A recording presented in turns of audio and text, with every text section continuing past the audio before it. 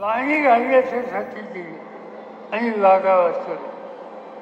शेवटी संकटात माणूस असतो, कष्टाने वाघ केली, त्या वाघ्यावर अवलंबून राहिलं आणि ती वाघ पाणी नाही म्हणून जळून गेली, त्या शेतकऱ्याचं जीवन उद्ध्वस्त होतं. आणि त्या शेतकऱ्याला योग्य रस्त्यावर आणण्याच्यासाठी आपल्या हाताची सत्ता ही वापरायची हे सूत्र राज्यकर्त्यांनी करायचं असतं.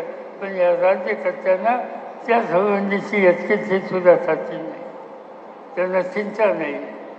आणि म्हणून शेतकरी असेल, बेकार तरुण असेल, महागाईचा प्रश्न असेल, या प्रत्येक प्रश्नावर आजच्या राज्यकर्त्यांचं लक्ष नाही.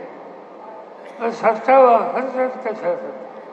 हे सत्ता वापरतात सत्तेचा गैरवापर करण्यासाठी. आज हा देश स्वतंत्र देश आहे, माणसाला अधिकार आहे.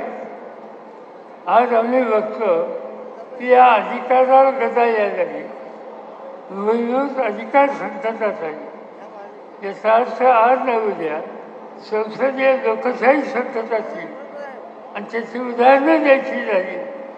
झारखंडसारखं राज्य आदिवासींचं राज्य आहे, त्या झारखंड राज्यामध्ये आदिवासी मुख्यमंत्री आहे आणि त्या मुख्यमंत्र्यांनी मोदी सरकारवर टीका केली, काही मागण्या केल्या. त्या मागण्या मोदी सरकार पूर्ण करत नाही म्हणून आवाज उठवला.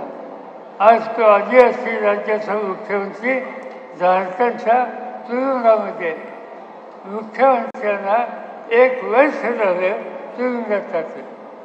देशाची राजधानी दिल्ली आणि त्या दिल्लीचा मुख्यमंत्री, त्यांचं नाव अरविंद केजरीवाल, अतिशय नेटका कार्यक्रम, त्यांच्या शैक्षणिक धोरण असो, त्यांची आरोग्याची धोरण असो, त्यांची लोकांच्या निवासासाठी त्यांनी घेतलेला कार्यक्रम असो, त्याचा प्रत्येक कार्यक्रम अतिशय चांगला कार्यक्रम आहे.